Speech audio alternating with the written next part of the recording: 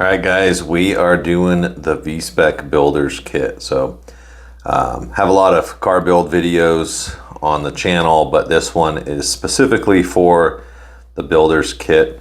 So we are gonna start out by basically dumping out all of the contents. So we have our tubes with parts, including our chassis that is timing bracket, magnet clip. This tube, we got magnets and an end bell.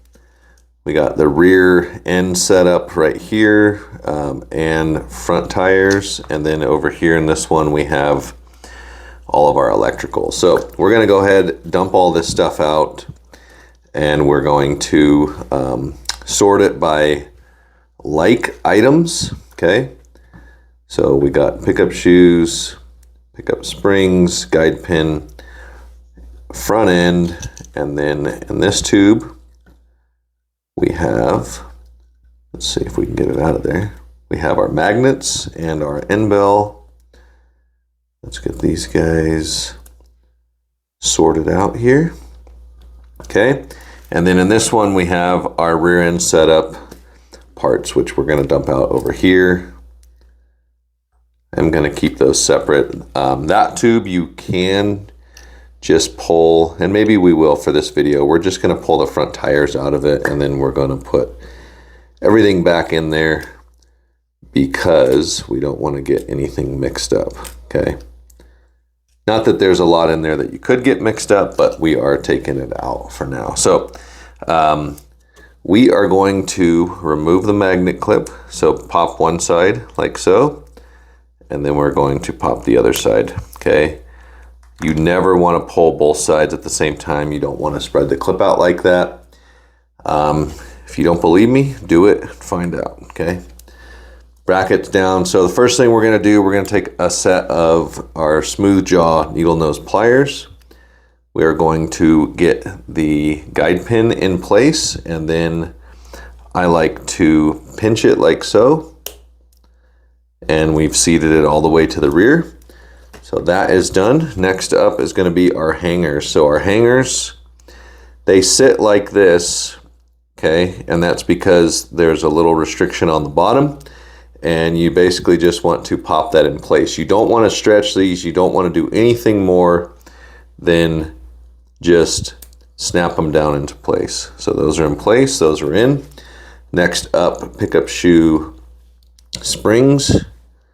We're going to pull those out. The VSPEC kit comes with 8 thou springs. You can use tweezers if you want to. Next up, we are going to put our pickup shoes in. So the pickup shoe, you want to drop it into the front of the chassis first, and then you want to just slide it back. You don't want to bend them. You don't want to do anything to them. You don't want to use excessive spring pressure, or sorry, excessive thumb pressure. You just want to pop them in like so, okay? After that, I always will hold this up like so and make sure that the pickup shoes, this thing's like not zooming right, but let's see if we can do this here, guys. So we want to make sure that the pickup shoes are pretty much in the same spot on the tabs, and that the hangers are back with the same amount of the spring showing. That's just a reference. Once we install the end bell, this will move forward and it'll suck the shoe back. As you can see, the top of the shoe, when I move this forward, is coming back, and that's correct. But that's a quick check that I always do. You want to make sure that that is like that.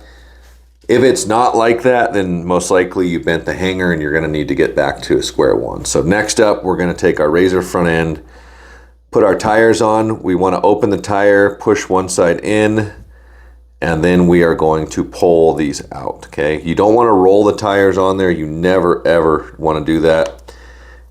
You always want to just stretch and install, and once you get them to this point, you can roll them back and forth on a flat surface. I also too will put my fingernail down over that edge and kind of rotate and seat everything. Now for this part, you don't need a tool to pull these apart, okay? You simply pinch, twist, and pull. This is going to be a short wheelbase car, which is a standard wheelbase. And to reinstall, you just push this guy back on there, okay? And you want to leave some play. So that looks like a lot. That might be a little bit too much, but that's fine for now. We will use that as a starting point. So that part of the car is done. We're going to set that aside, and now we are going to grab our armature, our motor magnets, and our end bell, and our timing bracket. So I have a brush spreader here. You can use a paper clip to do this, but we recommend the Viper brush spreader. When that is installed, it will, if we can get this focus to come in, but that's how that works. You twist it, it opens the brushes. You want to go ahead and put your timing bracket on. Let's see if we can zoom for this part. So timing bracket is installed. You can see now brushes open and close. Feed me, feed me. We are going to, and these brushes are not broken in, guys. So if you do have a brush break-in tool, that's where you would use it now. But we're going to install the arm. So now the arm is in there, and you can see I keep my left thumb on the pinion. I'm pinching this system together. You just don't want it to fall apart. Now, please note, I did put the ears up. So that is how they fit into the car. And with the ears up, the white dotted magnet will go on the passenger side, or the white marked magnet with the ears up, okay? So you want to take note of that. Get both magnets on here, and then at this point I usually will pinch it a little bit to try to push these tabs down just a smidge. I just do a little bit of a pinch. And another tech tip at this point, guys, you want to put some oil on the front of the bushing for the armature stopper, and then I slide the bushing back and I will put a little bit of oil on that one. That also keeps it from moving. You can see it's not dropping down now, which when we go to install it in the car is going to be beneficial. So to install this in the car, I put it in at a 45-degree angle, and I get it to this point. Okay, you can see that these ears on the end bell are sitting on top of this. They need to go behind it. And so what I'm going to do is I will pull this forward so that that can drop down in there. And I do that one side at a time. So right now, we're going to work this side first. Okay, so I move that forward. You can see now we're behind it. Okay, it's not down all the way yet, but it's getting close. So now I'm going to do this side, pull it forward, and you can see those sides are both down. Now, as long as the bushing is in the right spot, I am going to just push, and boom, motor is installed. Okay, so when the motors drop down in there, I usually will push down here and pinch the sides, because you want to make sure that your timing bracket has engaged into the chassis. You also want to flip it over, make sure your motor magnets have been installed into their channels. You can see this area here is where that goes. And last, you want to make sure that your bushing is seated. So I seat everything, and then I grab the armature, make sure we have back and forth play. That's the motor install. Super simple. Our next thing, okay, our next thing here, guys, we want to take traction magnets. You see one is marked, one's not. And the face that I'm showing right now, which is I call it the face, that's what faces the track. I usually will let that attract to the motor magnet like so. So that one is telling me for high downforce orientation, it needs to go on this side of the car. Now, if it was like this, and you installed this magnet on this side, that's what we call low downforce. We have another video on that. I'm not going to go into it in this one. I am going to tell you that you want to do high downforce. So I stick them on there like so, flip the car over, and then I grab the magnet. And another thing to point out here is that this magnet, you can see, has a little step on the front right here, okay? The back, hold on, I gotta put the car down. The back does not have that. The front does have that. Okay, there's a little shelf in the chassis right here that slides into, okay, just like this. Watch how easy this is, okay? It has to go like that. If you put them in backwards with the shelf like this, you will bend your chassis and it'll cause you to run much bigger rear tires, and you're always going to have a different setup than someone else because the back of the chassis will be bowed up. Okay, don't do that. So magnets are in, super simple part. Now we're going to go to our magnet clip. So our magnet clip is sitting on one side right now, okay, and you can see how that is. I am going to push with my left thumb until that pops into place, okay? And then I am going to push in the middle at a 45-degree angle. I'm pushing out this way, and when I do that, it pops the rest of the way in there, okay? And then I grab it, make sure that the magnet clip moves back and forth, and everything is seated down here. Magnet clip is installed. That part of the car, completely done now, okay? The only tools we've used to this point that have been 100% necessary, I would say, is the brush spreader, but the tweezers help, and the smooth jawed needle nose pliers. I love both of those, but now we are going to need to build the rear end setup. So we have our press here. This one is out of my box. We sell one that's pretty much the same thing as this, same concept. You know, I hate to say it, scale engineering, but you weren't the first one to create a press, so get over it. Neither were we. I don't really care. It's a necessary tool. So we are going to take our press setup, and I have my gear arbor in here, which the gear will pop inside of, like so. Let's see if we can zoom a little bit. Okay. And then you want to install the short side of the axle. So I say short side because this spline is offset to one side, okay? And that's just because of the way that it was designed. So there's a short side of smooth axle, and there's a long side. We want to install the short side, and we are going to put a little bit of pressure on it, okay, like so. And I like to spin all components with a little bit of pressure. That just kind of self-centers stuff. And now we're going to go ahead and install, okay?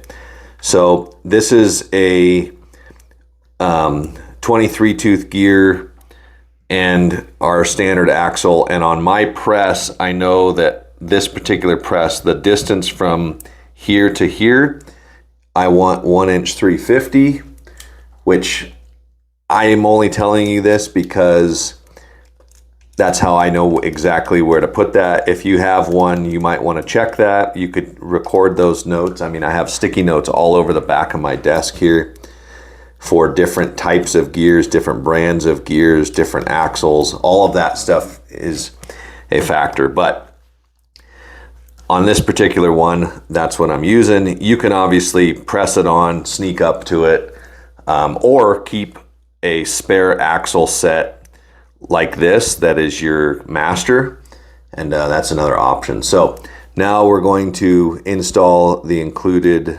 spacer, and if you want to, I can show you real quick how to check the sides, but you want to install that, and you would measure how much is on each side, okay? And you want that to be within a couple thousandths of an inch. If you're using all of the parts included, the Viper setup, when this rim is pressed on and the axle protrudes to the face of the inner hub, when that is flush on both sides, the axle assembly is the exact width that you need. So that's why we set everything up that way. It's just easier so that when you're building it, once your gear is in the correct location, you can just go ahead and press this on. It's stopped, it's firmly in the correct spot, and then we're going to put our cap on, okay, and slide our other rim on. Remember too, guys, anything that you're ever pressing onto an axle, you always want the part that you're pressing to be on this side. The receiving part needs to be on this side always. So now we're going to press this on until it stops. And because of where we set our gear, you can see we have the same distance of clearance between our magnet and flange on both sides, which means that our axle setup is centered exactly where it needs to be, and that is ready to go. So now we're going to install our tires, slip-on tires. Most guys have done slip-ons before, but you want to make sure you put it on, and I'm putting my fingernail down there, and you want to seat that tire really, really nice, okay? When everything is seated nicely and quiet, it's nice and quiet and smooth. But now we have a complete VSPEC, and we're ready to put some more oil on this thing. So we did a little bit of oil on the rear bushing. I usually go ahead and put more, another drop. We also want to oil the front bushing. So I've oiled the front bushing. We're gonna hit the front axle where it touches the chassis, and then I usually will put some between the rim and the chassis on the outside up here. And then we're gonna go to the rear, okay? We're gonna put a drop on the rear axle where it contacts the chassis, both sides, and the bushing. And then I usually put some on the pinion and a couple of different spots on the crown gear, okay? And now that car is complete. It's ready to go. If you decide that you want to run this thing in long wheelbase, you just pull that apart, put it in long wheelbase, check your play, everything looks good, and you're in long wheelbase. If you want to remove the post to run any of the Viper body clips, we recommend flush cut pliers. They will cut flush, okay? It will be as flush as possible to the chassis. Really, really cool feature. And then that allows you to use the F1 bodies or a host of other bodies. So that's pretty much it, guys. Hopefully you guys enjoyed the build. I know that it said it took about an hour. We're only about 17 minutes into this one. You know, once you've done a few of these, and if you have the rear end setups already built, they can go by a lot quicker. I apologize for the lack of focus on this stuff, but it looks like only when it's zoomed out is it bad focus, but this is a little bit zoomed in. So if you guys have questions, or if you run into problems or wondering part numbers, etc., just throw them in the comments, and we hope you guys enjoy. We love this platform. The Viper VSPEC is one of the best platforms that you can get in this price range, and we actually have a lot more in store for this platform down the road. So hopefully you guys enjoy it. We'll see you on the next one.